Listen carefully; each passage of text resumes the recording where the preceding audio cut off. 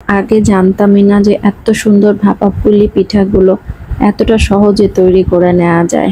খুবই কম সময়ের মধ্যে অনেকগুলো ভাপা পুলি একসঙ্গে তৈরি করে নেওয়া যাবে।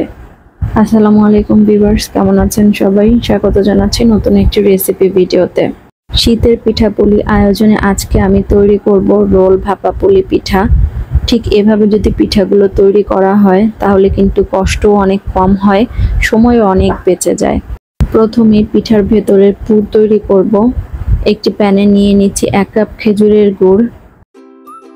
গুড়টাকে আমি গ্রেটারে গ্রেট করে নিয়েছি। আপনারা চাইলে ছোট ছোট টুকরো করে কেটে নিতে পারেন।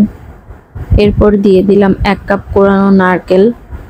চুলার আঁচটাকে লো মিডিয়ামের মাঝামাঝিতে রেখে অনবরত নেড়েচেড়ে এগুলোকে একসঙ্গে মিশিয়ে নিচ্ছি। কিছুক্ষণ এভাবে নেড়েচেড়ে মিশিয়ে নিলেই দেখা যাবে গুড়টা সুন্দরভাবে গলে গিয়েছে। এরপরও নেড়েচেড়ে অনবরত মেশাতে থাকতে হবে। গুড়টা গলে গেলে নারকেল থেকেও কিছুটা পানি ছাড়বে, তাই এগুলো অনবরত নেড়েচেড়ে অপেক্ষা করতে হবে পানিটা শুকিয়ে নারকেলগুলো ঝরঝরে হয়ে যাওয়া পর্যন্ত। খুব বেশি সময় লাগবে না পুরটি ঝরঝরে হতে, 2 থেকে 3 মিনিটের মতো সময় লাগবে। পুর রেডি হয়ে গিয়েছে, এখন চুলা থেকে নামিয়ে সাইডে রেখে দিচ্ছি। চুলায় অন্য একটি প্যান বসিয়ে দিয়ে দিচ্ছি 2 কাপ পানি। এখন দিচ্ছি হাফ চা চামচ লবণ। পানির সঙ্গে লবণ ভালোভাবে মিশিয়ে নিচ্ছি। পানিতে যখন বলক চলে আসবে তখন আমি এখানে দিয়ে দিব 1.5 কাপ শুকনো চালের গুঁড়ি। পানির সঙ্গে চালের গুঁড়ি ভালো করে মিশিয়ে একটি ডো তৈরি করে নিব।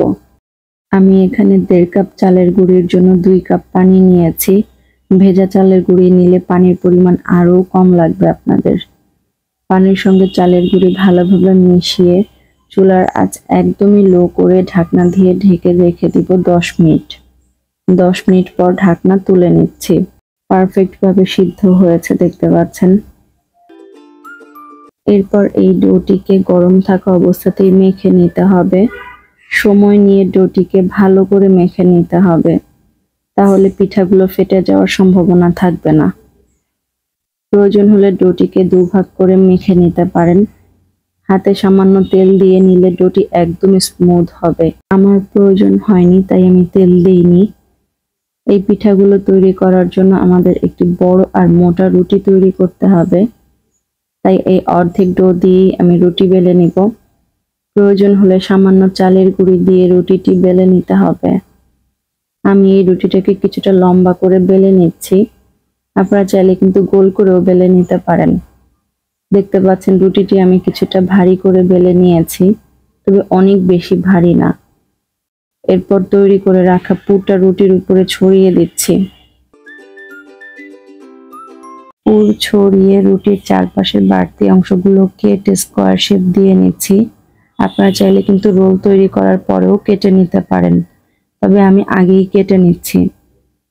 পুরের পরিমাণটা আমি কিছুটা বাড়িয়েই দিয়েছি যেন খেতে বেশি মজা লাগে।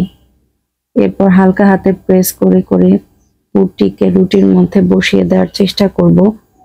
তারপর এক পাশ থেকে গোল করে ঘুরিয়ে রোল তৈরি করে নিব।